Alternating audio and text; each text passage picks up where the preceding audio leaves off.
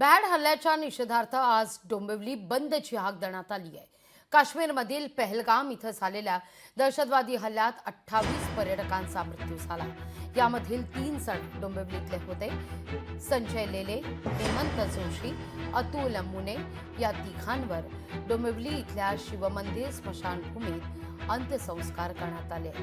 यावेळी मुख्यमंत्री देवेंद्र फडणवीस, कल्याण लोकसभेचे खासदार डॉक्टर श्रीकांत शिंदे, आमदार रवींद्र चव्हाण यांच्यासह डोंबिवलीकर मोठ्या संख्येने उपस्थित होते।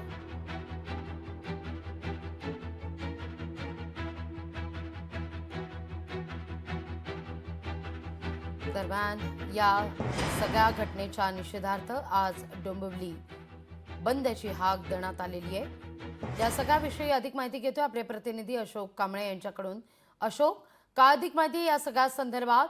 डोंबिवली बंद ची हाक देण्यात आली आहे, काय नेमकी परिस्थिती आहे? लागवी बरोबर आहे। काश्मीरमध्ये जो आतंकवाद्यांनी भ्याड हल्ला केला त्याच्यामध्ये डोंबिवलीकर हे तिघांचा दुर्दैवी मृत्यू झालेला आहे आणि काल त्यांचे पार्थिव काश्मीरवरून डोंबिवलीला आणलं आणि त्यांचा अंतिम संस्कार देखील झालेला आहे।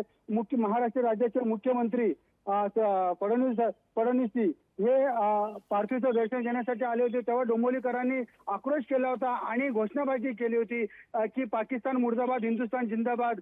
त्या आतंकवाद्यांना सरकारने धडा शिकवला पाहिजे आणि जसं तसे उत्तर दिलं पाहिजे। याच अनुषंगाने काल देखील हे देखील आक्रोश केला होता की उद्या डोंबिवली ही कडकडीत बंद असेल सर्व पक्षाच्या वतीने आणि आज त्याचं तंतोतंत पालन करताना आपल्याला डोंबिवली ही बंद करताना दिसत आहे। काही ठाकरे गटाचे असतील व इतर पक्षाचे लोक असतील ही डोंबिवली बंद करत आहे आणि डोंबिवली आता सध्या तरी 70 ते 80% बंद आहे। लागवी अशोक, धन्यवाद तुम्ही दिलेल्या माहिती करता। संजय लेले, हेमंत जोशी यांचा या हल्ल्यात दुर्दैवी अंत झालेला आहे, तर अतुल मोने यांचा देखील या घटनेत दुर्दैवी अंत आहे।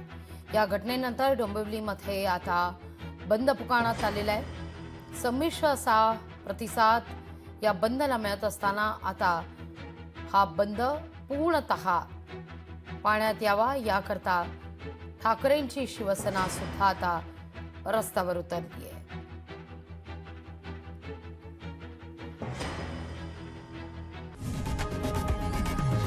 लोकशाही मराठी ऐका, पहा, जागरूक रहा।